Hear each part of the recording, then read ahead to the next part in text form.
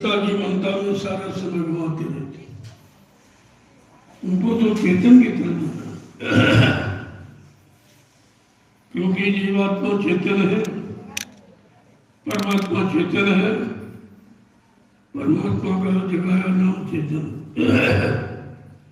और परमात्मा का देश मूल के भी चेतन। जब हमको चेतन का आधार मिल गया तो इस जड़ता की ममता से धीरे धीरे धीरे धीरे हमें आपको सिमटा कर लेना चाहिए। यही जीव की बुद्धिमानी, नहीं तो इससे कोई अलग नहीं होता। चाहे वो ऋषि मुनि हो, चाहे योगेश्वर हो, चाहे अवतारी शक्तियां हो, चाहे ज्ञानी विज्ञान, इस मोह ममता के जाल से कोई अलग नहीं।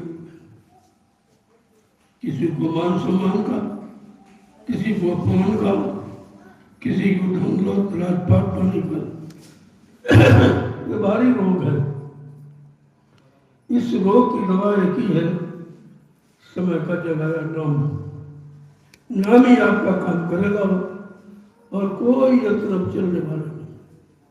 जो शारीरिक इंद्रियों के द्वारा जो 3 युगों से आपको सिखाया पढ़ाया गया, सुनाया गया, वो तो सब शरीर से संबंधित था। शरीर नाशवान है, इसका भी कोई ठिकाना नहीं, कब कहाँ किस समय खत्म हो जाए। इसलिए बुद्धिमान लोग हमेशा अपने जीवन की यात्रा को बराबर तय करते रहते हैं, विघ्न बाधाओं को क्यों छोड़कर, तोड़कर ममता को, वही घर जाते हैं, बाकी तो यही रह जाते हैं। यहाँ तो रहने वालों की संख्या बहुत है और आदिकाल से है, क्योंकि जब ये कलयुग आया तब संत महापुरुष आए, उन्होंने चेतन का रास्ता बताया, उन्होंने तुम्हारी चेतन जीवात्मा का मार्ग आपको अवगत कराया, मार्ग पर चलने की शक्ति प्रदान की है और आपको विश्वास होना चाहिए। बिना विश्वास के, बिना लगाव के, बिना सेवा के, बिना प्रेम के ये रास्ता तय नहीं हो सकता। बड़ा कठिन है और अगर समझ लिया तो बहुत सरल है। बस बात समझने की है। आप सत्संग में आते हो किस लिए? जानकारी के लिए, समझने के लिए, अपने घर की जानकारी, अपनी जीवात्मा के कल्याण की जानकारी, अपने भूले बिछड़े जो दिन निकल गए, सांसें चली गई, उनको एकत्र करने के लिए और उसे काम लेने के लिए ये समय आपको मिला है। ये दीपावली का महान पावन कार्यक्रम, लेकिन ये दिवाली नहीं, सदा दिवाली संत घर हरदम रहते वहां। परम प्रकाश रूप दिन राती, न चाहिए घर दिया और बाती। वहाँ चिराग बत्ती की आवश्यकता नहीं होती। वो परम प्रकाश है, वो अखंड प्रकाश है, वो कभी कम ज्यादा नहीं होता, कभी गुस्सा नहीं। उसी प्रकाश के पाने की युक्ति कलयुग में संत महापुरुषों ने दी है। उनके यहाँ कोई राजपाट धन दौलत मान सम्मान पाने की युक्ति नहीं है, क्योंकि यह सामान काल का और आपकी जीवात्मा दयाल देश की है। आपको दयाल तेरे जाने की युक्ति पकड़नी चाहिए, दयाल तेरे जाने का साधन मार्ग तय करना चाहिए और जानकार भी की खोज करना चाहिए। हमारे दयाल देश का जानकार कौन है? कौन उस मंजिल को तय कर चुका है, या कौन उस दरबार का दरबारी वो जाने वाला है, उसकी खोज करो। इसीलिए इशारा करके कहा महापुरुषों ने, गुरु कोई खोज करो भाई, बिन गुरु राह कोई नहीं पाए। ऐसे समर्थ सदगुरु की खोज करो जो पहुंचा हो, आता जाता हो, जिसको इधर उधर और बीच सब तरफ की जानकारी। अगर बीच की जानकारी नहीं तो जीव किसी मंदिर में फंस सकता, क्योंकि काल माया के देश से तो ऊपर सारे देश अच्छे, किसी में आप फंस हो, इसमें फंस गए हो, ये मलमूत्र की गंदगी में फंस गए हो, तो उधर तो ये कुछ है एकदम पाक साफ निर्मल। इसलिए कहा कि मैं तुमको तुम्हारे घर पहुंचाऊंगा। केवल घर का भेद तो संतों ने दिया है, लेकिन पहुंचाने के वाला आज सम्राट मालिक का है। कबीर साहब जो लेकर इतने संत आए, सबने मंजिल की जानकारी दी, लेकिन ये वादा किसी ने नहीं कहा कि हम तुम्हारी जीवात्मा को तुम्हारे घर पहुंचाएंगे, और जब तक घर नहीं पहुंचाएंगे तब तक मानव खोल को हम बदलेंगे नहीं, छोड़ेंगे नहीं। इतना बड़ा वादा है, हम फिर भी नहीं समझ पाए कि हम सब अज्ञानी जीव हैं, हम सब जड़ जीव हैं, मोह ममता की डोर में बंधे हैं, इसलिए चेतन को नहीं समझ पाते। आज ये पर्व तो सारे हिंदुस्तान में मनाया जाता, लेकिन जानता कोई मनाने का मतलब किसको मनाना है, किसको खुश करना है, किसको अपना बनाना है, मनाने का मतलब ये होता। लेकिन ये तो आपको किसी ने बताया नहीं, और इसी उलझन में आप फंसे रहे, और आज भी उलझन कोई खत्म नहीं कर पाया है। साल आता है, बीत जाता, फिर साल आता, फिर बीत जाता है, लेकिन दिवाली तो किसी की नहीं हुई। दिवाली माने खुशहाली, खुशहाली माने कि जीवात्मा अपने घर पहुंचे, अपने मालिक से मिले, दर्शन दीदार करे, यावागुन के साधनों से रहित हो जाए, 484 लाख नरकों की योनियों में उसका मर्यादा खत्म हो जाए, वो दिवाली मानी जाती। इसीलिए तो संत महापुरुषों ने उस दिवाली की बात की है जिसके बारे में कोई जानता ही न, ऋषि न मुनि न ज्ञानी न ज्ञानी विज्ञानी कोई नहीं। हम असली खुशी का, असली खुशहाली का मतलब ही नहीं है। यहाँ दुख और सुख है। कभी दुख आया तो रोने लगे, और सुख आया तो हंसने लगे, फिर दुख आया फिर रोने लगे।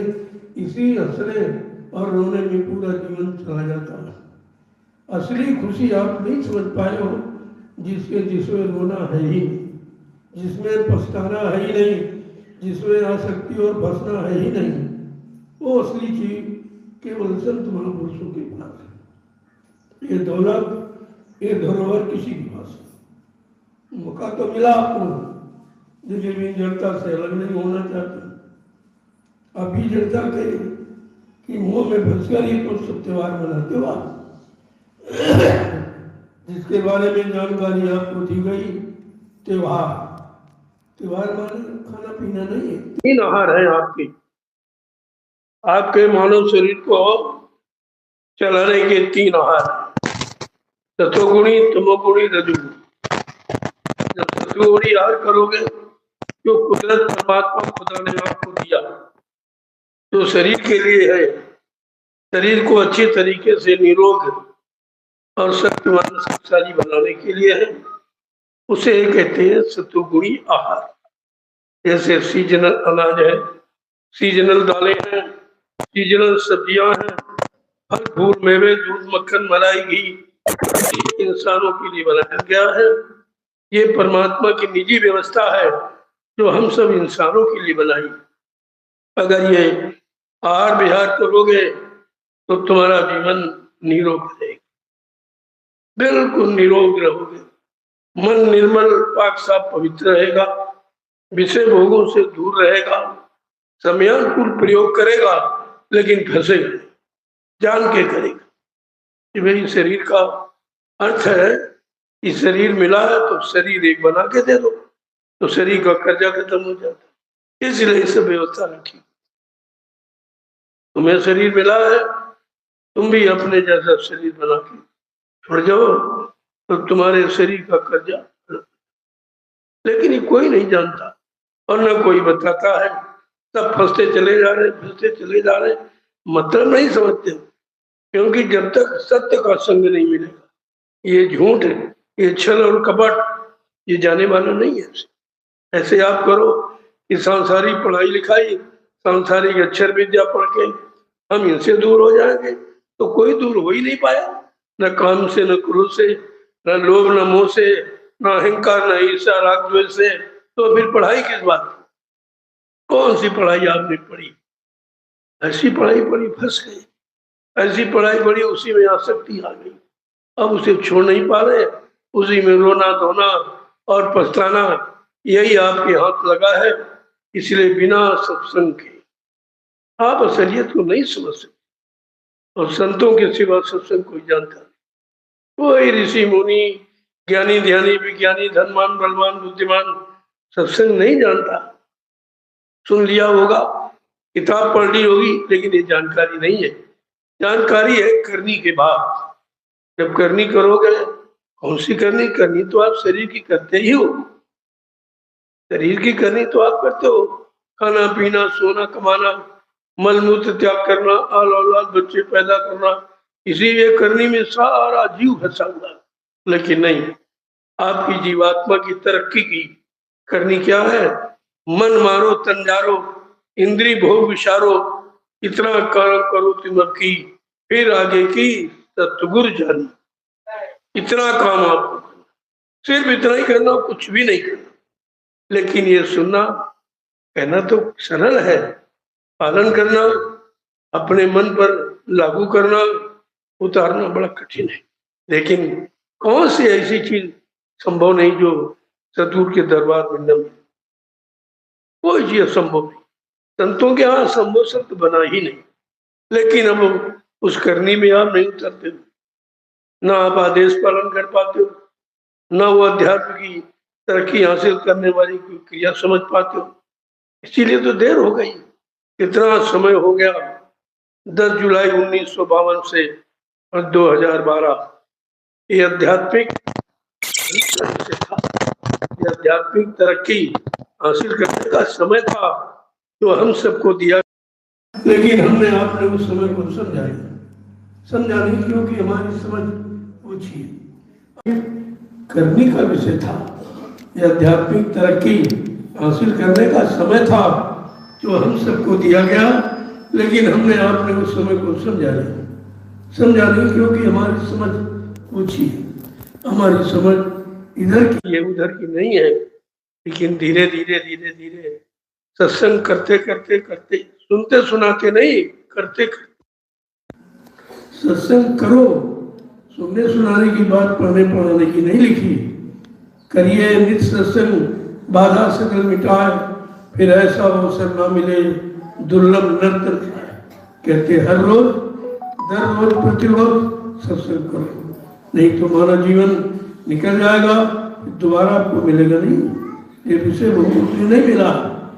इसीलिए संत महापुरुषों को कलयुग में आकर जीवों को जगाना पड़ा और इस मानव अनमोल शरीर के बारे में जानकारी देनी पड़ी। उन्होंने कहा है कि बड़े भाग मानुष कहने के से नहीं, बड़े भाग है सूरज दुर्लभ सदग्रंथ, कि देवताओं को भी दुर्लभ है।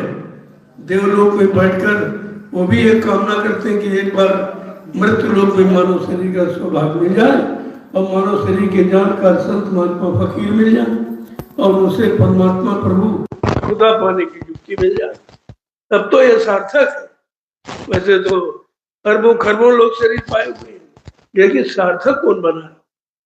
नर्तन पाए विषय मन देही, पलट सुधा 63 विषय। मानव शरीर पाकर विषय भोगों में गंवा दिया, पशुओं की तरह, पक्षियों की तरह, कीड़े मकोड़ों की तरह, तो ये दोबारा नहीं मिलेगा।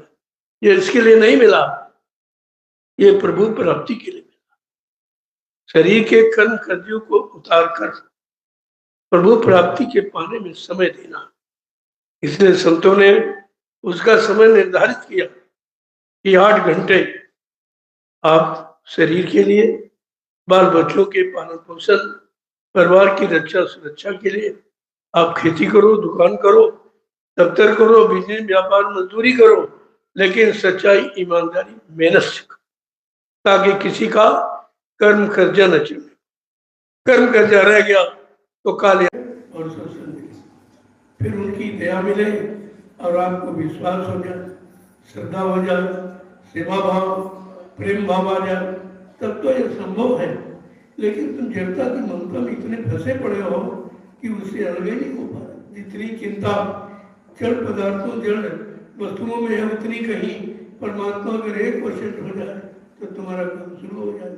लेकिन नहीं, जीव बहुत पुराना है, जीव का ये लगाव और फंसाव आसक्ति बहुत पुरानी है, इन्हीं चीजों में फंसा रहा और आज भी फंसा है और फंसने की इच्छा में प्राप्त कर रहा, ये मिल जाए वो मिल जाए वो मिल जाए ये मिल जाए। तुम्हारे पहले भक्तों को मिला, उनसे पूछ रहे थे ये मिला तुम्हारे पास कुछ है, कुछ बचा है, कुछ तुम्हारे साथ जाएगा, तब कहते कुछ नहीं जाएगा, लेकिन फिर भी विश्वास नहीं हो रहा, यही कमी है। इस विश्वास को लाने के लिए सत्संग की महती आवश्यकता है। बिना सत्संग बिना सदगुरु के ये काम कोई आपका कर नहीं सकता है। तुम कहीं चले जाओ, कहीं तीरथ मूरत पत्थर पत्थर पानी कागज कैलेंडर किसी में फंस जाओ आप, लेकिन आपका काम वहां से नहीं, काम होगा तो चेतन से होगा। अब जड़ से इतना लगाव है, गोस्वामी महाराज को लिखना पड़ा कि जड़ चेतन ग्रंथि पड़ गई, कहा जड़ चेतन की गांठ लग गई, यद्यप मृखा यानी यद्यप झूठ है लेकिन छूटत कर नहीं। जीव के बस की बात नहीं है कि वो स्वतः अपनी शक्ति ताकत से खोल नहीं संभव।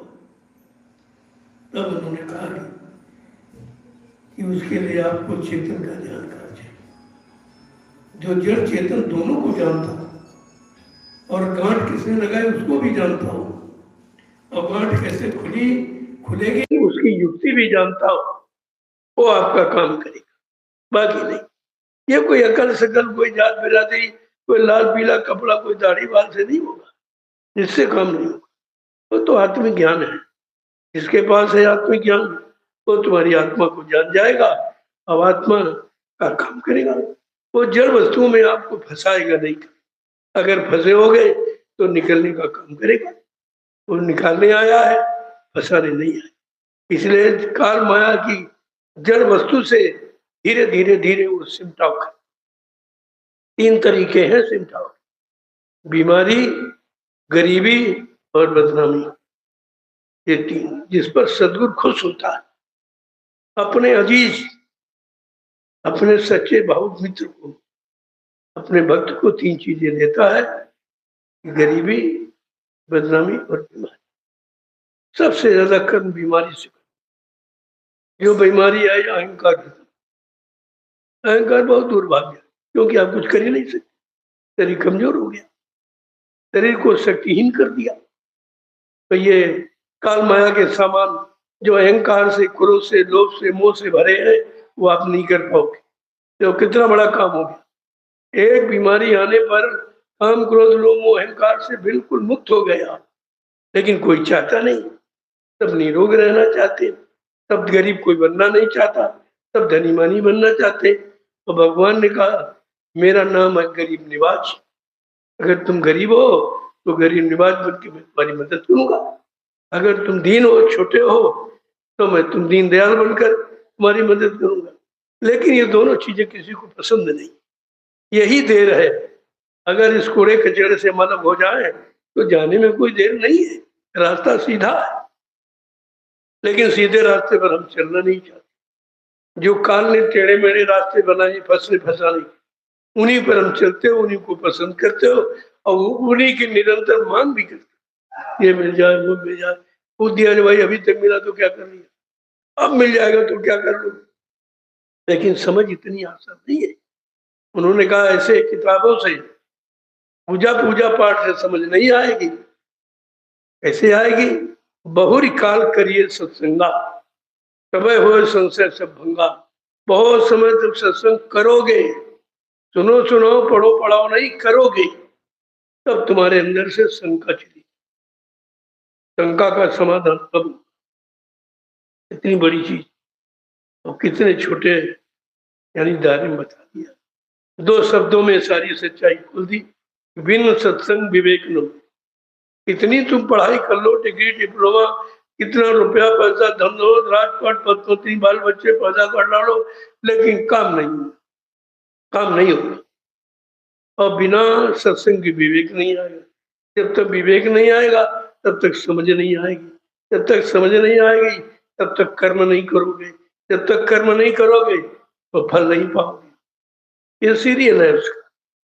इस तरीके से हम सबको सत्संग की बहुत बड़ी, वो भी कलयुग में मौका दे दिया संतों ने।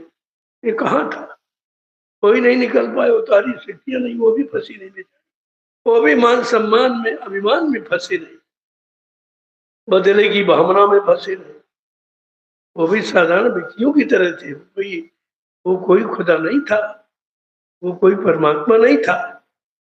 वो तो कार्य करने के लिए उसे भेजा गया कर्मचारी था, अधिकारी भी नहीं था, कर्मचारी था।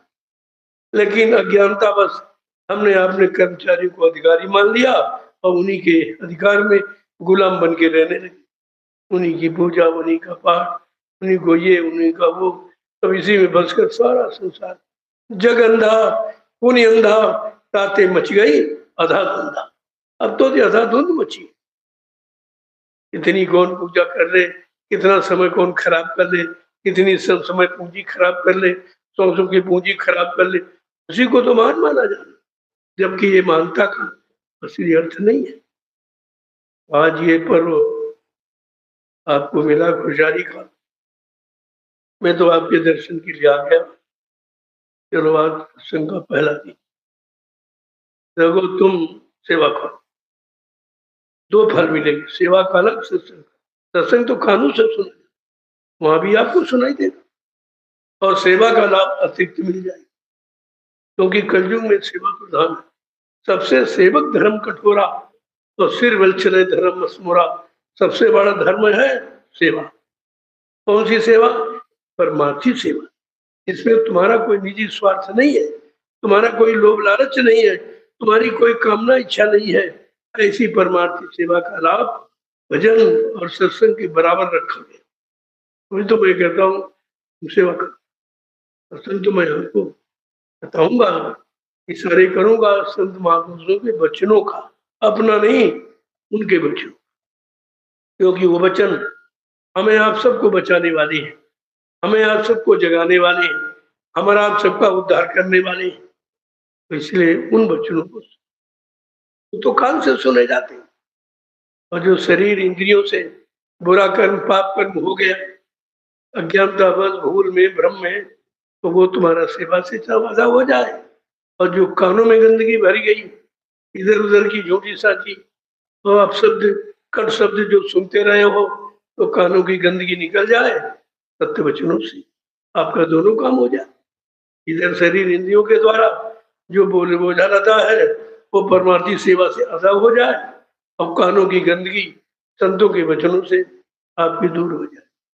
ये दोनों काम करना, तो इसलिए आपको सेवा भी करनी है और सत्संग भी सुनना।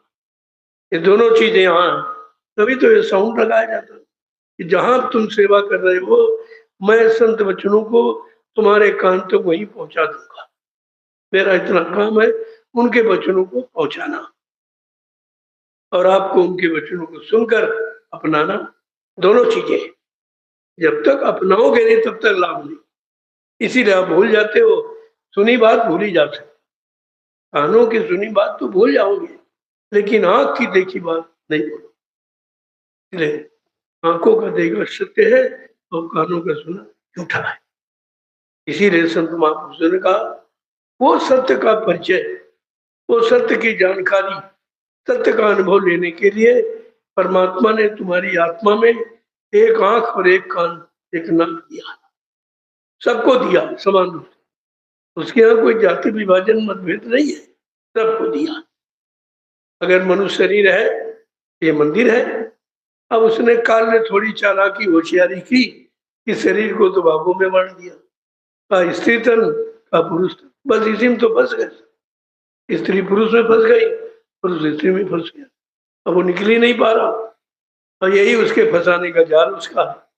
इसी जाल से उसने ऋषि मुनि योगियों को सारी शक्तियों किसी को अलग होने ही नहीं दिया। इतना एक कठिन जाल है, और इसी से आपको अलग होना है। तो जब तक अलग करने वाला नहीं मिलेगा, जो अलग है वो करेगा, सब नहीं करेंगे।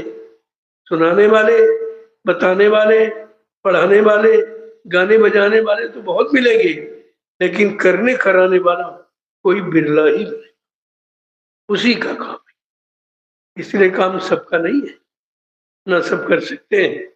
आप देखते रहे कौन क्या कर रहा, बड़े बड़े धर्माचार्य, आचार्य शंकराचार्य, गुरु, जगत गुरु अपना काम नहीं कर पा रहा, अपने को नहीं जगा रहा, जगत को क्या जगाएगा वो? जो स्वयं अपनी सोई जीवात्मा को नहीं जगा पा रहा, अपने भोगी विलास से मन से अलग नहीं हो पा रहा, वो जगत को क्या जगाएगा? ये सब चीजें जानकारी की, इसीलिए कलयुग में संतों को आना पड़ा सत्य की जानकारी देने के लिए, और सत्संग लोगों के काम तक पहुंचाना पड़ा, और हर तरह से तुम्हारी मदद कर, दर्शन देके, स्पर्श करके, स्पर्श करा के, मतलब वचन सुनाकर, सेवा कराकर, भजन कराकर, एक तरह से नहीं, सब तरह से तुम्हारी मदद कर। अगर ये रास्ता न होता तो जीव जा ही नहीं सकता, अभी तक नहीं गया। जब सतयुग से था द्वापर का जीव नहीं गया, ये कलयुग का गंदा कमजोर जीव कैसे चला जाएगा? इसी गंदे कमजोर कलयुग हम सब जीवों के लिए संत पधारे हैं, तो उन्होंने सत्य का रास्ता प्रशस्त किया, मजबूत। अब हमें आपको इस रास्तों को पहले समझना, धीरे धीरे अपने मन को राजी करना है, उधर से हटा के इधर, लेकिन हटेगा नहीं जल्दी। तुम इधर माला लेके बैठ तो फिर भी भाग जाता, कान बंद कर तो फिर भी सो जाता, वो जल्दी करने नहीं देगा, क्योंकि उसकी खुराक उधर है, इधर नहीं। इधर तो संतों ने जो बताया वो आत्मा की खुराक, मन की नहीं है, इसलिए मन को अच्छा नहीं लगता। कहीं तंद्रा निद्रा उगाई जमुआई, रस विशेष जाना तिन्नाई, ये उनके ऊपर आता है जिन्होंने नाम का रस नहीं पिया है, नाम रस से बहुत दूर है, वो विषय रस में डूबे हैं, तो नाम रस कैसे पाएंगे? इसलिए अक्षर रस और शब्द रस में अंतर है, अंतर करना सीखो। शब्द रस जीवात्मा का लाभ देने वाला, अक्षर का रस मन को तसल्ली देने वाला। लेकिन ये बार बार तसल्ली मिली फिर चले गए, फिर रोने लगा, फिर रोने लगा, फिर मिल गया, फिर हंसने लगा। इसी हंसने रोने में, इसी सुख दुख के चक्कर में सारा जीवन चला गया। महापुरुष कहते हैं सुख दुख नदियां पार उतरना, ये सुख दुख की नदी से पार चले जाओ, यही भवसागर है। भवसागर असली यही है कि सुख दुख के चक्कर से अलग तुम परम सुख परम आनंद की तरफ चलो, तो तुम्हारा काम हो जाएगा। अन्यथा ये सुख दुखी वाले तो कभी दुखी रहे, फिर सुख मिल गया क्षणिक, फिर हंसने लगे, फिर दुख आया फिर रोने लगे। ये तो क्षणिक रोना धोना है, इससे कुछ काम होना नहीं है। वैसे रोना है तो कैसा? विरह का हंसी हंस कंधन पायो, जिन पायो तिन रोए, हासे खेले प्यू मिले तो कौन सुहागन।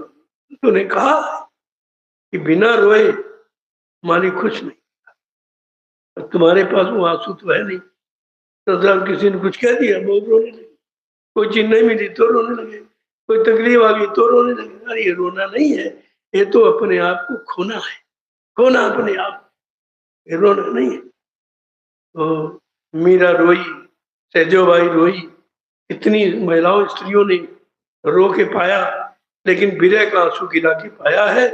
ये संसार भोगों को पाने के लिए आंसू नहीं गिराया, लेकिन हमारी आपकी यही हालत है, यही रात दिन करते हो, उसी में रोते हो, उसी में पड़े रहते हो, फिर मर गए फिर पैदा हुए, फिर मर गए फिर पैदा हुए।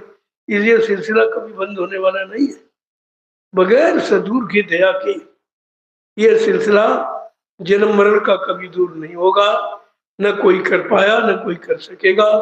जब तक जा पर दया भई सदगुरु की, वही हुए निहाल और बाकी फंसे काल के। इन पर समर्थ सदगुरु दाता जो समय के वक्त के मुर्शिद है, उनकी दया होगी तब। आए थे चले गए, उनका नाम लेने, उनकी किस्से कहानी पढ़ने से कुछ नहीं होगा। और तुमको यही कराया जा रहा है, पिछली कहानियां सुनाई जा रही, और राजा थे वो रानी थे। अरे तो राजा रानी का विषय ही खत्म, अब राजा नहीं तो प्रधानमंत्री हो गया, वो सब भी चला गया, लेकिन जुटे पड़े अभी उन्हीं कहानियों को दोहराने पड़े। अरे भाई किसी की कहानी पढ़ने से तुम्हें क्या नहीं, वो तो उसकी जीवन शैली है, उसने अच्छा किया तो अच्छा लिख दिया, और बुरा किया तो बुरा लिख दिया, और दोनों का परिणाम लिख दिया कि अच्छे का परिणाम भी बुरा ही है। बुरे का तो परिणाम बुरा है ही, लेकिन अच्छे का परिणाम सबसे बुरा। क्यों? ऐसा क्यों? बड़ा ताज्जुब होता लोगों को सुनकर कि संत ऐसा क्यों कहते हैं। वो कहते इसलिए है कि पाप से तो घृणा हो सकती, लेकिन पुण्य से घृणा नहीं होती। उन्होंने कहा पाप तो पाप है, लेकिन पुण्य पाप का बाप है, जिसे तुम कभी नहीं छोड़ो। और दोनों का परिणाम मृत्युलोक है, दोनों का परिणाम आवागमन है, दोनों का काम है 4,84,00,000 योनियों में भटकने का है। इसीलिए तुम्हें दोनों से अलग होना। भगवान कृष्ण ने उद्धव से यही कहा था, पाप पुण्य जो दो नासे, उद्धव वो हमारे परिवार, हमारे परम धाम गोलोक वो जाएगा जो पाप पुण्य दोनों को छोड़ना जान जाए। अभी गोलोक की बात है, सब पाप पुण्य छोड़ना।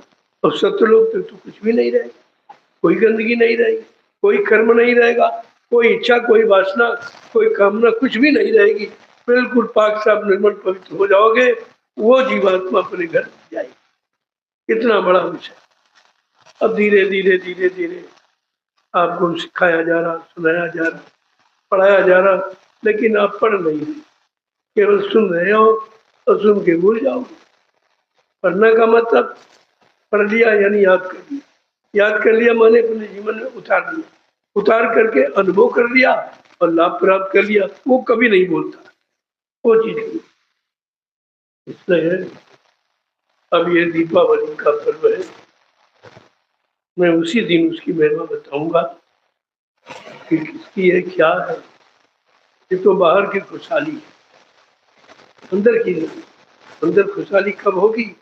सन्मुख जीव होए मोय जबहि, जन्म कोटि अगनासो तब। जब कभी जीव मेरे सन्मुख आके खड़ा हो जाएगा, मैं अनंत जन्मों के पापों को खत्म कर। ये असली खुशहाली। वहां की बात तो लोगों को मालूम नहीं, क्योंकि कोई बताने वाले संत आए नहीं थे। संतों भी कलयुग में आए हैं, तो ये त्योहार त्रेता का, त्रेता का वो अवतारी शक्ति जब जंगल गई, 14 बरस बाद सुरक्षित लौट के आई, तो माँ बाप को खुशहाली हुई, तो उन्होंने अपने चिराग जला। लोग कहते नहीं भाई हमारा काम हो गया, हम घी के चिराग जलाएंगे, या दुश्मन मर गया तो हम घी के चिराग जलाएंगे। ये दो ही चीजें पर चलते हैं। हमारा कौन दुश्मन मर गया, घी के चिराग जलाते, तो तुम घी के जलाते नहीं, इसीलिए तुम मोमबत्ती जलाते। ये कहाँ रखा, ये कहाँ रखा है? अब कहाँ से कहाँ बिगड़ गई, कहाँ शुरू हुई थी और कहाँ पहुंच गई, और धीरे धीरे ये भी खत्म हो जाएगी, क्योंकि इसका लाभ किसी को मिला नहीं। बर्बादी के सिवा हमारे कोई त्योहार ऐसे नहीं है जो तुमको लाभ प्रदान करे। इससे मुसलमानों के सभी अच्छे, उनका बेभोजनी केवल अगर भोजन की जानकारी उनको हो जाए तो इस कौम को कोई पा नहीं सकता। बड़े दृढ़ी हैं, बड़े ईमानदार हैं, ऐसा नहीं मतलब, लेकिन बस एक ही खान पान खराब हो गया तो आहार खराब, तो विचार खराब, विचार खराब तो कर्म खराब, लड़ाई झगड़ा करने लगे, मारकाट हिंसा करने लगे, रहे मोरीमान, उनका चला गया। नुकसान ये हुआ उनका, और अभी नहीं समझ पा रहे बेचारे, क्योंकि कोई फकीर फक हीर, बिल्कुल फक यानी पाक साहब निर्मल पवित्र, जिसके अंदर कुछ भी ना हो, वो फकीर, वो हीर है। लेकिन ये दाढ़ी बाल को फकीर कहते, दाढ़ी बाल को महात्मा कहते, लाल पीले कपड़े को महात्मा कहते, जात बिरादरी को महात्मा। ये सब बिगाड़ हो गया, इतना बिगाड़ हो गया है कि इससे वो निकलना भी बड़ा मुश्किल, और निकलने में उनको डर लगता है। जबकि निकल जाओ तो निर्भय हो जाओ, लेकिन उनको डर लगता कि भगवान नाराज नहीं हो जाए, देवी नाराज ना हो जाए, देवता नाराज ना हो जाए, खुदा नाराज ना हो जाए। अरे जब तुमको मिला ही नहीं है तो नाराज क्या हो जाए? तुमने उसको देखा ही नहीं है। जब देखा नहीं है, उससे मिले नहीं हो, तो नाराजगी का प्रश्न ही क्या? नाराजगी जब होती किसी के सामने, किसी को अपशब्द प्रयोग करो, अध्यय शब्दों का प्रयोग करो, या उसका अपमान करो, या उसको मतलब लूटपाट लो, तो वो नाराज होता है। तुमने तो खुदा को देखा नहीं, न परमात्मा को देखा है, न देवी देवता देखे, तो नाराजगी का प्रश्न ही क्या है? लेकिन नहीं समझ पा रहे। इसी बात को समझना है इसी समझने की नीति को सत्संग थे। सत्संग, जिस दिन सत्य का संग हो जाएगा ये झूठ सब खत्म हो। तो जैसे झूठ छल कपट ईर्ष्या राग द्वेष गया वैसे आप आनंदित हो जाओ। आनंद पाने का एक ही रास्ता है कि सत्य को पकड़ना और झूठ को छोड़ना। जय गुरुदेव नाम प्रभु का, जय गुरुदेव नाम प्रभु का। लोगों में बड़ी शंका हो, जय गुरुदेव नाम प्रभु का, तुम तो कहते थे यही थे, कोई नई बात थोड़ी। तुम एक दूसरे से कहलाते थे कि जय गुरुदेव नाम किसका, तो दूसरा कहता था प्रभु का। तुमने कहा दूसरे सारे क्यों, तुम खुद न कहो। बना तुम प्रमाणित करने के लिए, तुम अपनी सच्चाई खुद नहीं जानते थे, दूसरे से प्रमाणित करने के लिए एक गवाह बनाते थे कि हम कहें जय गुरुदेव नाम किसका, तो तुम कहना नहीं भाई। जब विश्वास हो गया, समझ में आ गया, तो सीधे कहो जय गुरुदेव नाम प्रभु का है। जय गुरुदेव तो सभी लोग कहते, जिसने गुरु किया है। गुरु करना हमारी आदिकाल की व्यवस्था है, प्राचीनतम पद्धति है गुरु करना। और सब लोग अपने गुरु को गुरु जी कहते हैं, गुरुवर कहते हैं, गुरुदेव कहते हैं, जय गुरुदेव कहते हैं। लेकिन आज कलयुग का वो गुरु नहीं है, वो सांसारिक मान सम्मान दिलाने वाला, राजपाट धन दौलत भोग वासना में यानी रखने वाला गुरु नहीं है। आज गुरु कौन है? प्रभु है। यह गुरुदेव नाम प्रभु का है या प्रभु ही यह गुरुदेव है। इस बात को बताने समझाने में थोड़ा समय लगा। मैं इंतजार कर रहा था कब इसका किस तरीके से प्रेमियों के कान तक पहुंचाया जाए, जो उसको विश्वास हो जाए कि जय गुरुदेव ही प्रभु है, गुरु ही प्रभु। कहते तो सब है गुरु साक्षात परब्रह्म, गुरु साक्षात परमात्मा, तो साक्षात कहाँ था? तो लिखने पढ़ने वाला गुरु मानते हो आप? साक्षात माने जिसको मिला हो, जिसने दर्शन दीदार किया हो, जिसकी जीवात्मा को जगाकर परमात्मा का दर्शन दीदार करा दिया हो, उसको कहते सब, वो है प्रभु। तो स्वामी जी महाराज को एक इशारा रामचंद्र महाराज के उत्तरकांड में करना पड़ा। एक अनी अनामा अज सच्चिदानंद प्रभु धामा। आप एक ही अनामी धाम है, वहां एक अनामी महाप्रभु है। जब अनामी महाप्रभु मानव चोला धारण करके मृत्यु लोक मंडल पर आएगा, प्रभु नाम को जगाएगा और प्रभु नाम को सिद्ध करेगा, प्रभु नाम का प्रचार कराएगा, प्रभु नाम से जीवात्माओं को जगाएगा, प्रभु नाम का बेड़ा भवसागर में लगाकर इन जीवात्माओं को प्रभु धाम पहुंचाएगा, तब जीवात्माओं को आवागमन समाप्त हो जाएगा। इतना बड़ा काम है ये। आपको तो समय की चीज मिल गई। यहाँ कोई बिगाड़ा नहीं जाता, सुधारा जाता, जोड़ा जाता है, आबानी सम्मानित किया जाता है। किसी का अधूरा नाम लो तो कहते हैं भाई ये शिक्षित नहीं, इसके अंदर कोई मर्यादा नहीं को कैसा नाम दे। आज ये पूर्ण मर्यादा है। ये गुरुदेव कोई इंसान नहीं है, कोई मतलब किसी इंसान का नाम नहीं है। जय गुरुदेव नाम प्रभु, प्रभु ही जय गुरुदेव। जो प्रभु को मिलाने आया, जीवात्मा को प्रभु धाम पहुंचाने आया, वो जय गुरुदेव चाहिए। तो सभी लोग जय गुरुदेव कहते, लेकिन वो गुरु प्रभु से मिलाने वाले नहीं है। लेकिन आज समर्थ दाता दयालु प्रभु से मिलाने आए हैं, इसलिए उसको कहा जय गुरुदेव नाम प्रभु का है। जो प्रभु को मिलाए वो जय गुरुदेव है, बाकी नहीं है। ऐसे तो नाम बहुत लोग रख लेते। आपको ये सब जानकारी देने के लिए गुरु पूर्णिमा से, गुरु की पूर्णिमा, ये गुरु की महिमा की जानकारी आपको दी गई और कहा तुम शंका संदेह भूल मन मत रखो, सीधा है जय गुरुदेव नाम प्रभु का है, किसी आदमी इंसान का। जय गुरुदेव नाम प्रभु का, जय गुरुदेव नाम प्रभु का, प्रभु का प्यारा नाम। अब आप लोग खड़े हो जाओ, जरा खड़े हो जाओ। तो वो खड़े होने का मतलब समझ। वैसे तो आप कई बार दिन में खड़े होते हो बैठते हो, लेकिन हमारा उससे मतलब, हमारा मतलब है सच्चाई, ईमानदारी, चरित्रवान बनने के लिए अब खड़े हो। अब देश में, समाज को, देश को इसकी जरूरत है। सच्चे, ईमानदार, त्यागी, तपस्वी, चरित्रवान ही देश का विकास करते हैं और देश में रहने वाले लोगों को सुख शांति, न्याय, सुरक्षा, रोजी रोटी दे सकते। अन्यथा ये काम किसी के बस का नहीं। और आप 72 साल के चुनाव करके देख चुके, कुछ नहीं हुआ, कुछ भी नहीं हुआ। लिहाजा ये काम उनके बस। आपको ये समय की जानकारी इसीलिए दी गई है। तो आप अब सच्चे, ईमानदार, चरित्रवान बनने के लिए खड़े हो जाओ, जिससे देश समाज का काम हो जाए, सबका काम हो जाए, आपका भी काम हो। जब तुम्हारी अच्छी करनी, अच्छे कर्म कर्तव्यों से, अच्छे खान पान से जब देश का विकास होगा, वो तुम्हें अतिरिक्त लाभ मिले। ये परमार्थी सेवा है। ये अपना भी लाभ और करोड़ों लोगों का लाभ हो, इसे कहते हैं परमार्थी, जो केवल अपने तक सीमित है। यही प्रवृत्ति है कि आप ही चले।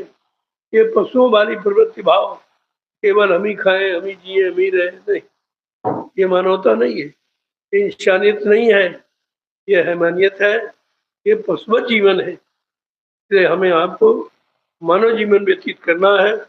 ये मानव जीवन किस तरह जिए, जी तो सवेरे रहे, लेकिन मानव जीवन जीने का अर्थ कुछ और है।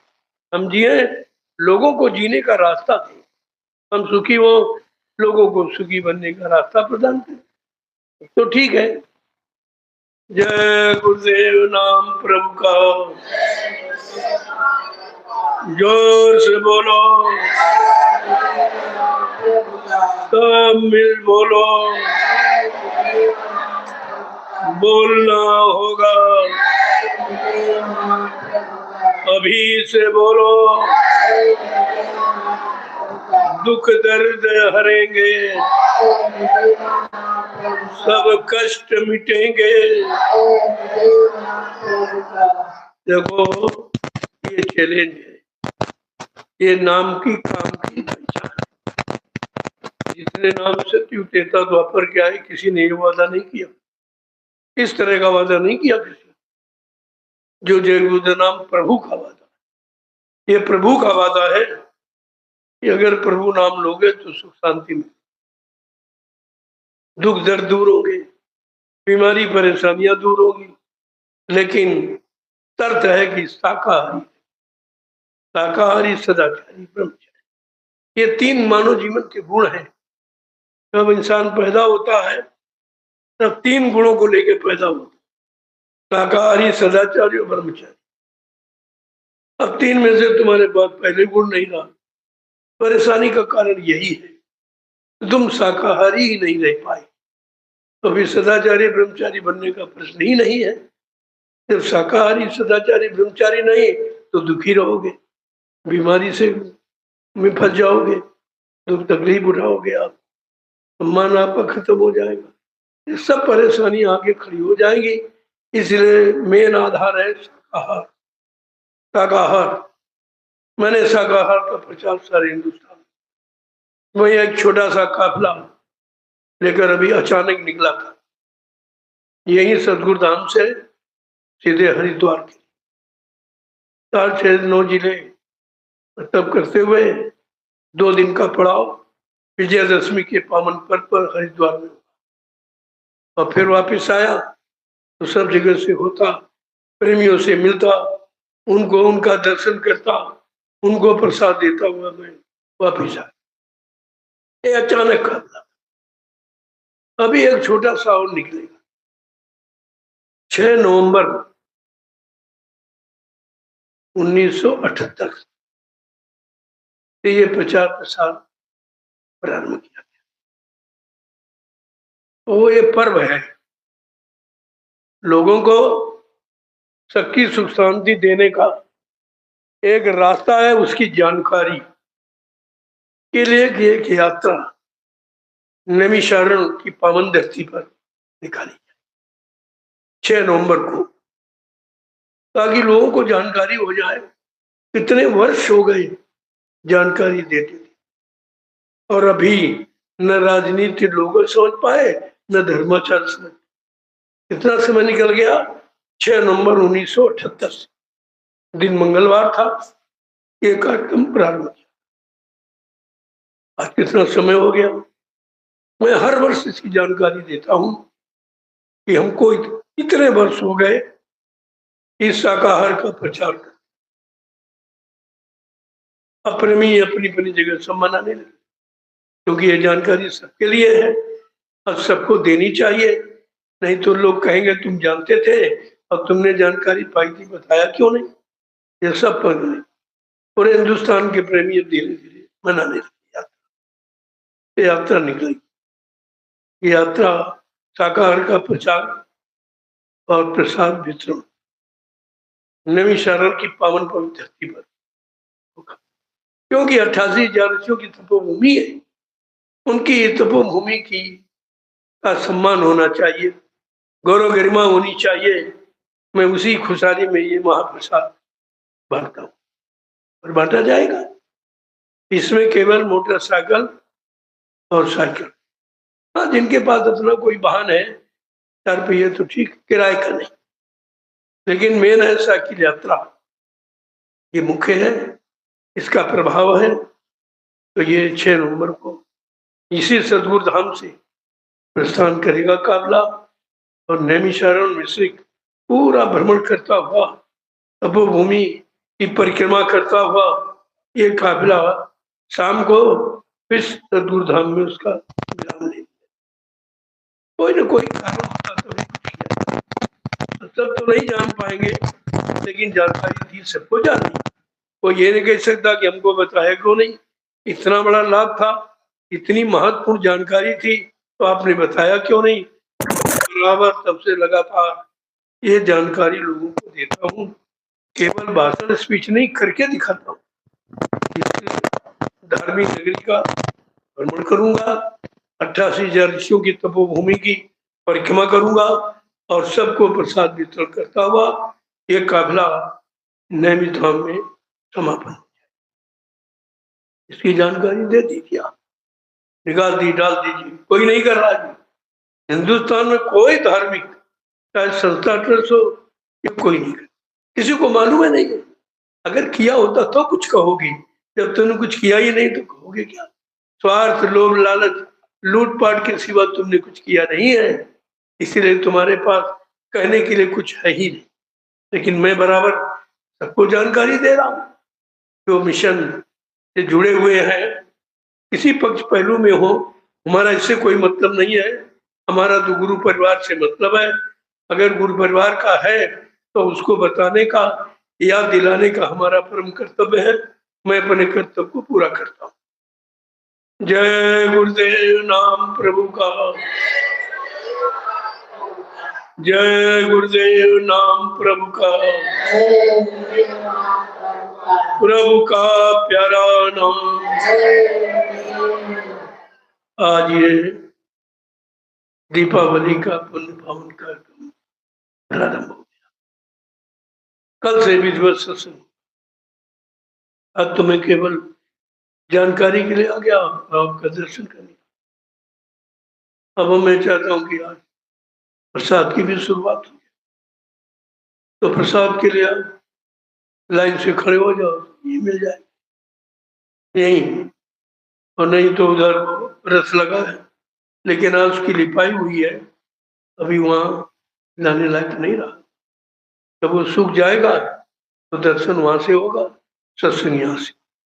ये सत्संग स्थल एक व्यक्ति के द्वारा बना, वो मौजूद है, वो मिश्रा जी मौजूद है, जिन्होंने अपनी गाड़ी कमाई इतने पुण्य काम में लगाई है कि जब तक ये स्थान रहेगा तब तक इनको लाभ मिलता है।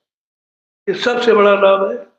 इसलिए आप सबको सेवाओं का चुनाव करना चाहिए, कौन सेवा कहाँ लगाई जाए जिससे लंबे समय तक तमाम लोगों को लाभ। अपने लिए सभी जीते हैं, ये तो सभी जानते हैं, लेकिन परमार्थ के लिए कोई नहीं जीता है। इन्होंने, इनका सौभाग्य है, गुरु की दया हो गई, इनके अंदर भाव बन गया और ये सत्संग स्थल का निर्माण। जब तक ईंट रहेगी तब तक इनका नाम रहेगा। इसके बाद भी जो लोग आते जाते रहेंगे और उसका लाभ इन्हें मिलता रहेगा।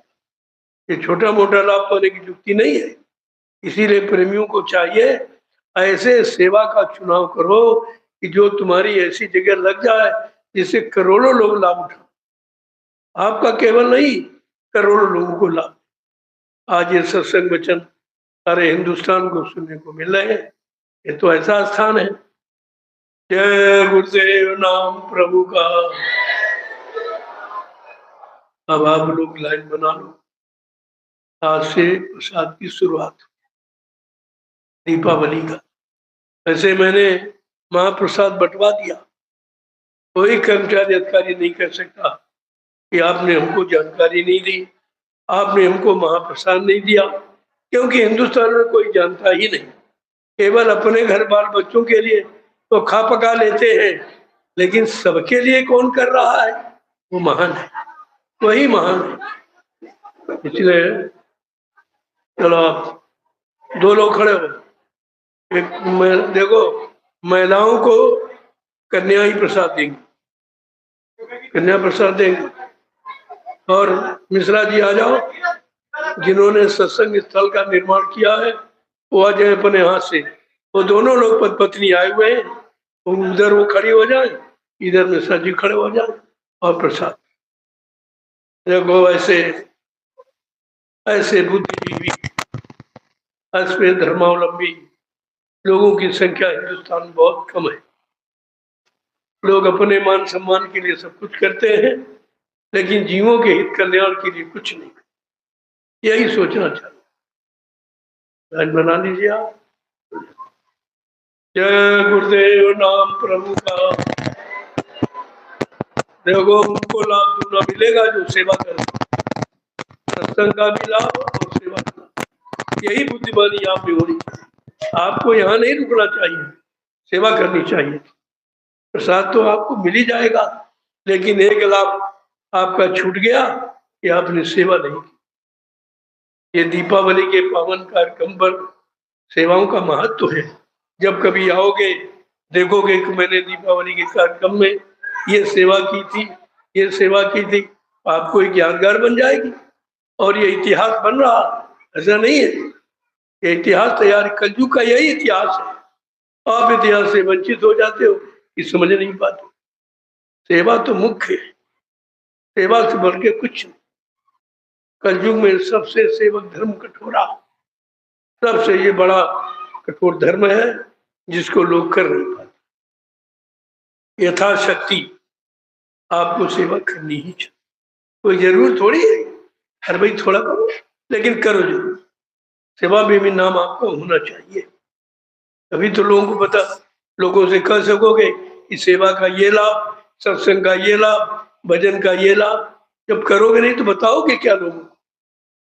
चलो आप लोग ले। जय गुरुदेव नाम प्रभु का।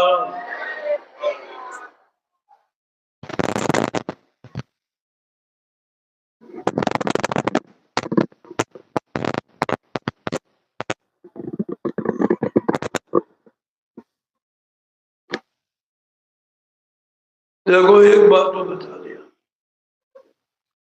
मैं 12 वर्ष से लगातार आपको करके दिखा रहा हूं। मैं दूर से हाथ जोड़ के आपको प्रणाम कर, लेकिन नहीं आप समझ पाए। प्रणाम का परिणाम आशीर्वाद होता है। अगर आशीर्वाद चाहिए तो दूर से, ये ऊना छूना, ये पत्थर पूजा है। ये जड़ को छुआ जाता, चेतन को नहीं। चेतन को दंडवत प्रणाम किया जाता। मैं आपको प्रणाम करता हूँ, अभी प्रणाम करना सीखो। ये मैं 12 वर्ष से सिखा रहा हूँ, लेकिन आप नहीं सोच पा रहे। ये नोचा घसोटी, इससे कुछ होने वाला नहीं है। ये तो आप अमर्यादित कार्य कर, ये तो बिल्कुल मर्यादा से अलग है। संत मत में दंडवत प्रणाम किया जाता, संत मत की महिमा अलग है। आप लोग दूर से प्रणाम करो, मैं भी आपको प्रणाम करता हूँ। जब आता हूँ तब करता हूँ, जाता हूँ तब करता हूँ, जहाँ मिल जाता हूँ वहां जोड़ के प्रणाम करता हूँ। तुम फिर भी नहीं सीख पाए कि प्रणाम का परिणाम आशीर्वाद होता है। इसलिए इस बात को ध्यान में रखिए। चलो आप तो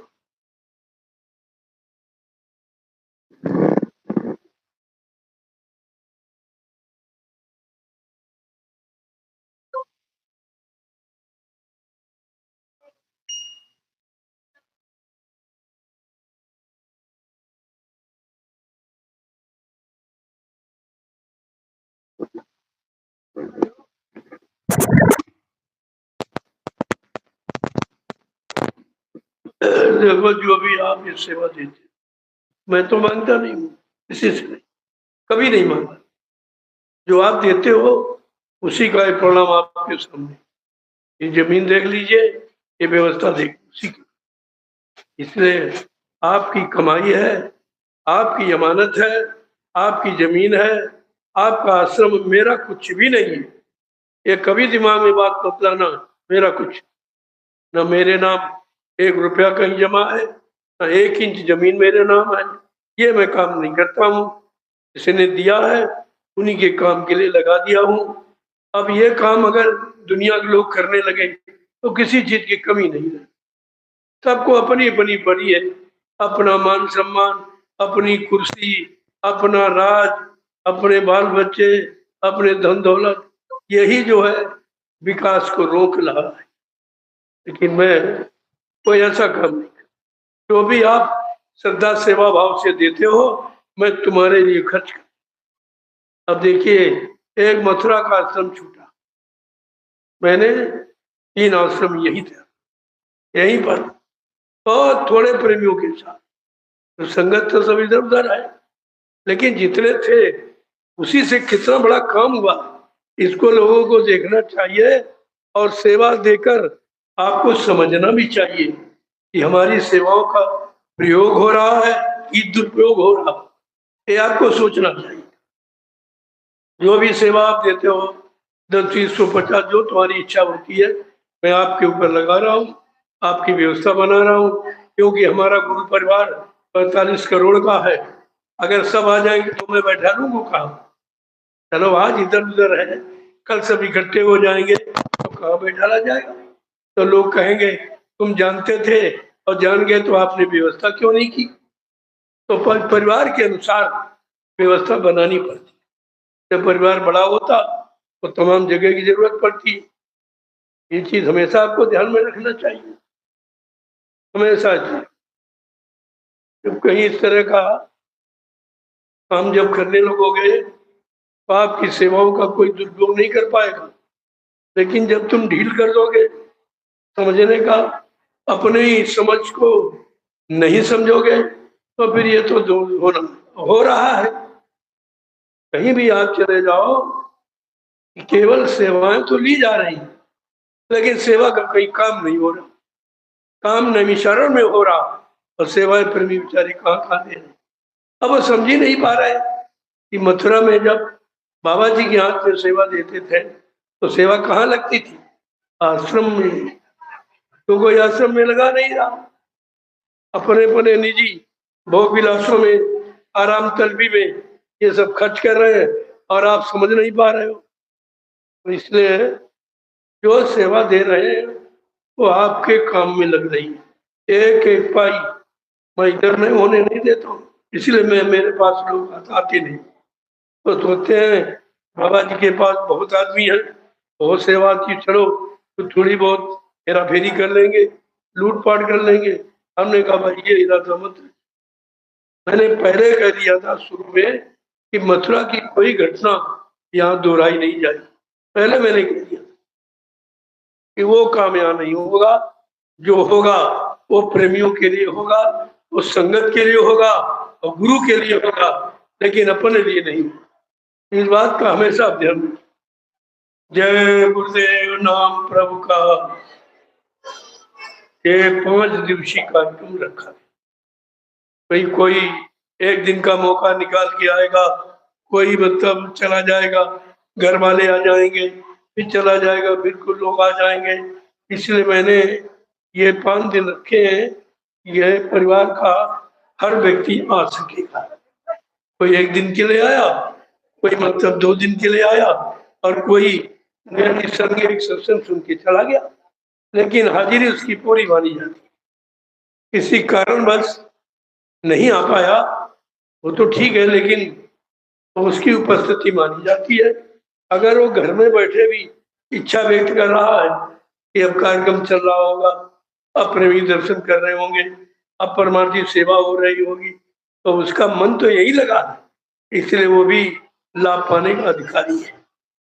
संत मत बड़ा विचित्र मत है ये। अब लोग समझ नहीं पा रहे, दुनियादारों की तरह मतलब इस मत को भी समझते हैं। इसमें हमको तमाम व्यवस्थाएं बदलनी पड़ी है कि भाई संत मत ये काल मत नहीं है, ये वो मत नहीं है जो अपना लोग निजी स्वार्थ हल करे, अपनी निजी मान प्रतिष्ठा बनाए, अपना कोई पद निर्धारित करे। ये तो सांसारिक व्यवस्था हो गई, ये तो काल की व्यवस्था हो गई, ये परमार्थ इसमें कहाँ है। लेकिन आप जानते नहीं हो, अब आप समझते नहीं हो, यही तो नादानी है। तभी तो संगत अब गुरु परिवार में विघटन हो गया। अरे गुरु ने तो संगठन बनाया था और चेलों ने विघटन कर दिया, और फिर भी उन चेलों को समझ नहीं पा रहे हो कि जो केवल केवल विघटन के लिए है, केवल सेवाएं लेने के लिए है, आपको देने के लिए कुछ उनके पास नहीं है। क्योंकि जो भिखारी है वो खुद दे नहीं सकता, जो खुद ही आपसे मांग रहा है, आपसे अपनी इच्छाएं कामनाओं को व्यक्त कर रहा है, यार फिर भी नहीं तुम समझ पा रहे हो कि ये भिखारी हमें क्या देगा।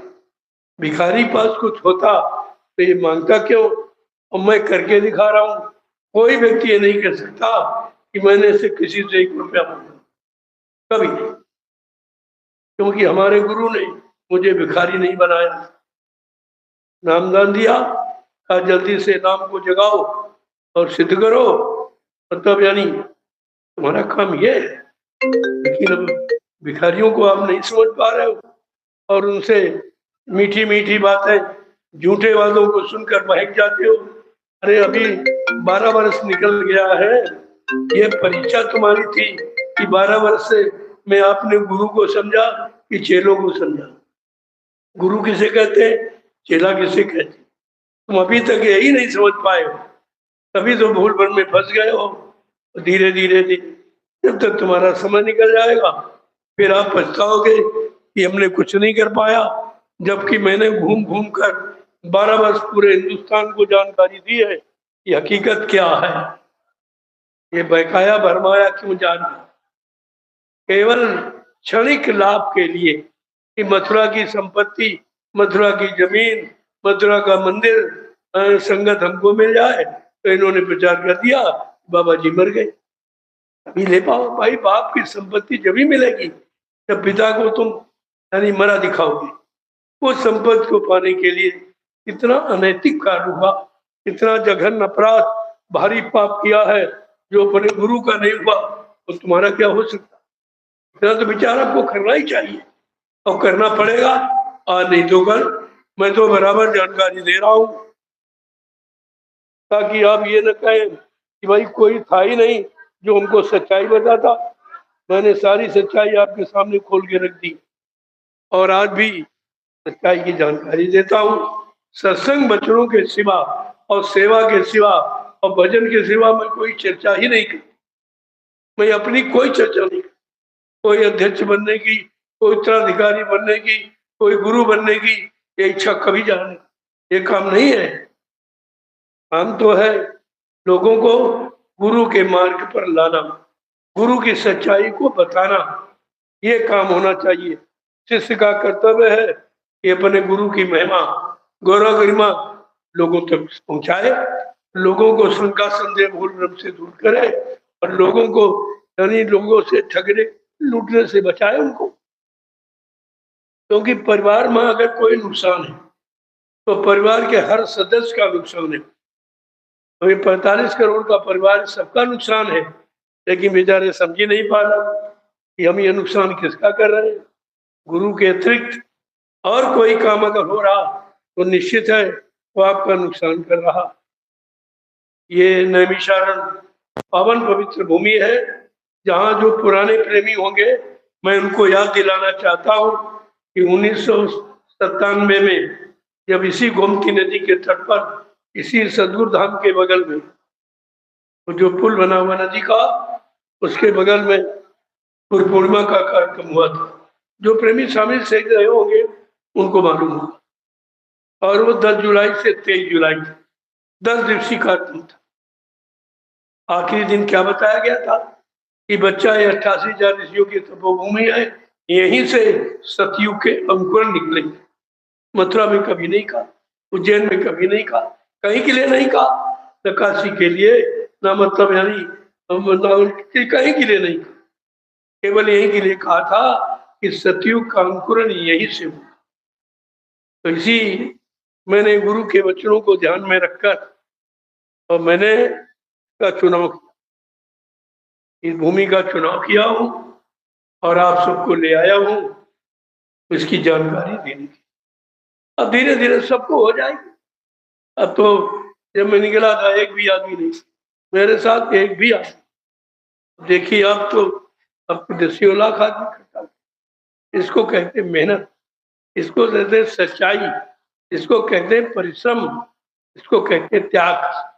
धीरे धीरे सबकी समझ में आ गया वही क्या कहते हैं, अपने लिए कह रहे हैं, अपना नाम लिखाते हैं कि अपनी कोई प्रशंसा करते हैं कि अपना कोई पद बताते हैं। ऐसा तो मैंने किया ही नहीं, ना इसकी कोई जरूरत है। और सब धीरे धीरे जान गए। आप देखते जाइए, ये तपोभूमि सबको बुला लेगी, सबको बुला लेगी, क्योंकि जब परेशानियां उमड़ेगी, बीमारियां बढ़ेगी, लूटपाट बढ़ेगी, टैक्स महंगाई बढ़ेगी, तब आपको इस तपोभूमि का सहारा लेना ही पड़ेगा। इसलिए मैंने पहले से व्यवस्था कर दी कि अचानक सब लोग आ जाए, भाई कहाँ बैठा लेंगे, कहाँ की व्यवस्था की जाएगी। जब परिवार बड़ा होता, एक मकान में गुजारा नहीं होता, कई मकान बनाने पड़ते। लेकिन मकान गिनती कई है, लेकिन है वो एक ही परिवार, ये अलग नहीं है। इतने आश्रम ये बना दिए तो एक ही तो गुरु के हैं, गुरु के संगत के हैं, सत्संगी प्रेमियों के हैं। मेरा यहाँ कुछ कुछ भी नहीं। हमेशा जब मैंने पहले भी जब ये बन गया तब कहा था अगर आप लोग इस सदगुरु धाम को संभाल लो तो मैं कोई दूसरा जंगल ढूंढूं, वहां संभाल लो, मैं तीसरे जंगल में चला जाऊं। मैं कोई रहने के लिए नहीं बनाया, मैंने संगत की व्यवस्था की, गुरु के आदेश का, उनके वचनों का पालन किया। जय गुरुदेव नाम प्रभु का, जय गुरुदेव नाम प्रभु का। अब आप लोग देखो, अभी समय है, थोड़ी मिट्टी सेवा करो। कहोगे गए थे कुछ सेवा नहीं मिली, और सेवा का फल है तो मिट्टी सेवा यहाँ पढ़नी है, मैदान में डाल दो। जब कभी आओगे देखोगे भाई इस मैदान में मैंने सेवा की थी, अब आज लाखों आदमी यहाँ बैठा है। अब आपको अपनी सेवा पर बड़ा गर्व होगा कि हमने मिट्टी 2 डलिया 10 डलिया 100 डलिया जो भी आपने डाली, तो कम से कम यादगार आपकी बन जाए। यादगार, यादगारी सर्वोपरि होती, यादगारी तो इतिहास आपका। आप थोड़ा सा वो भी सेवा कर लो। मैं जब तक मिल रहा हूँ, आपको दर्शन कर रहा हूँ, आपको प्रसाद दे रहा हूँ, ये रोज होगा।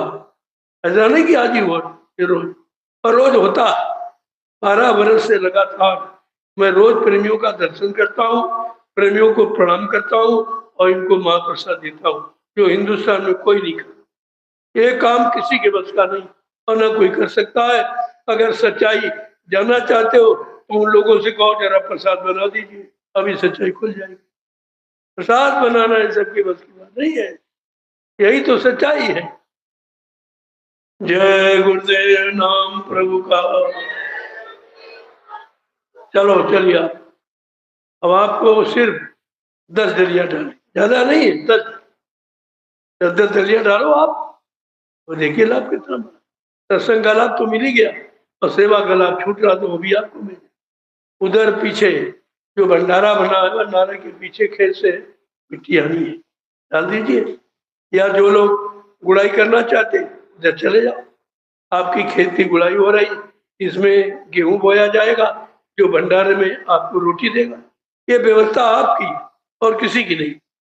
अपनी व्यवस्था को ध्यान में रखना चाहिए।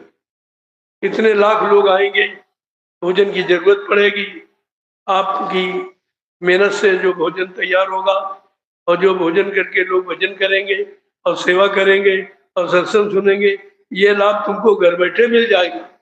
लाभ लेना सीखो, कैसे लिया जाए। जय गुरुदेव, नाम प्रभु का। अभी देखो आलू की कढ़ाई बाकी पीछे बीच पड़ा हुआ, कुछ तो गल गया है, कुछ और, क्योंकि आपके भंडारे में कई कुंटल आलू, 3 भंडारे परमानंद यहाँ चलते, वो जमुनिया हरदोई का और 2 यहाँ चलते, रामशाला का और सदगुरु। इतने प्रेमी, हजारों प्रेमी रोज भोजन पाते। आपका धन, आपका अन्न और आपकी ये शारीरिक सेवा आप तुम्हारे काम, उसी से तो ये हो रहा। मैं किसी सेठ साहूकार का कोई पैसा नहीं लेता। कई लोग आए कि हमारा 1 करोड़ ले लो, 2 करोड़, हमारा नेम प्लेट लगा दो। हमने कहा उधर चले जाओ, नहीं वहां दे आओ, वहां नेम प्लेट लगवाई, ये काम क्या, ये काम नहीं। यहाँ 1 रुपया तो श्रद्धा सेवा भाव का उसका महत्व है, लेकिन नंबर 2 की 1 लाख की कमाई मैं नहीं लेता, मैं स्वीकार ही नहीं करता। आपको इस पर विचार करना चाहिए। अब चलो आप प्रसाद लेते रहो और धीरे से सियोन चले जाओ। मात्र 10 जलियां आपको डाल, ज्यादा नहीं है, 10 जलियां। और जो लोग गुड़ाई करना चाहते हैं सीधे इधर चले जाओ, पीछे गुड़ाई हो रही है आप, इसमें गेहूं बोया जाएगा तो भंडारे में रोटी के काम आएगा। यहाँ जो भी सेवा है वो अपनी समझ और अपने अपने गुरु परिवार के लिए, और किसी के लिए नहीं है। अगर कोई चीज बढ़ जाती है तो उसको आदान प्रदान पैसों में कर लिया जाता, और उसके लिए तेल है, मिर्च मसाले हैं, अन्य चीजें आपकी खरीद ली जाती, तो उसी में लगता। आपकी कमाई आपके ही ऊपर लगती है और आने वाले लोगों के लिए लगा दी जाती, ताकि आपका परमार्थ भी बन जाए। दोनों लाभ है। जय गुरुदेव, नाम प्रभु का। चलिए हम लोग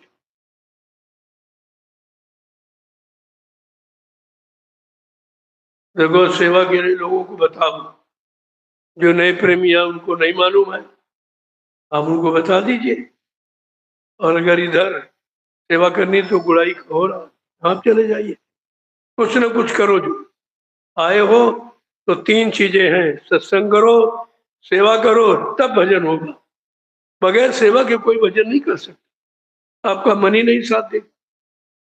मन का गरूर गुमान घमंड सेवा से उतरता, तब ही मन लाचार हो, तब भजन कर, ऐसे थोड़ी हो जाएगी। इसीलिए ये सब आधार बनाया गया है कि जीवों को कैसे आध्यात्मिक परमार्थी लाभ पहुंचाया जाए, तो ये चीज व्यवस्था आपके सामने रख दी गई। चलो आप लोग चलिए।